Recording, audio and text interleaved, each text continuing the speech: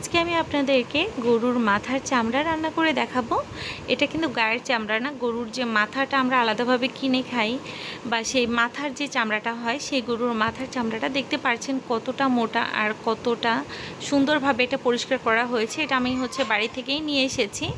পরিষ্কার করা আসলে আমার পক্ষে সম্ভব না, বাড়ি থেকে আমার আম্মুই সবসময় পরিষ্কার করে দেয়।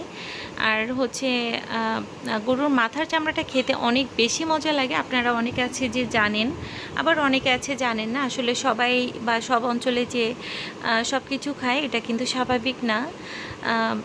তো যারা খাননি আপনারা অবশ্যই একবার হলেও ট্রাই করবেন। এটা খেতে অনেকটা গরুর যে পা আমরা খাই নিহারি, ঠিক সেম সেই নিহারির মতোই লাগে। কারণ নিহারিটা আমরা বেশিরভাগ উপরের যে চামড়াটা একটু রাবার টাইপের হয়, একটু সফট হয়, খেতে অনেক বেশি আর কি নরম তুলতুলে হয়ে থাকে আর কি। ঠিক সেম একই রকমই হয়, খেতে অসাধারণ লাগে। আর গরুর গায়ের চামড়াটা তো খাওয়া যায় না। গরুর গায়ের চামড়া এতিমখানায় দিয়ে দিতে হয়, বা হুজুররা নিয়ে যায়, বা অনেক আছে যে বিক্রিও করে দেয়।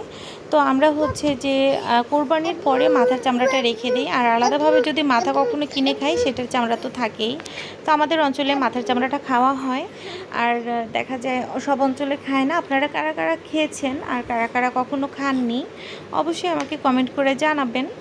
আর এটার একটা ডিটেলস ব্লগ ভিডিও আমি খুবই তাড়াতাড়ি আমার ব্লগের চ্যানেলে দিয়ে দেবো। আজকে এখানে বিদায় নিচ্ছি।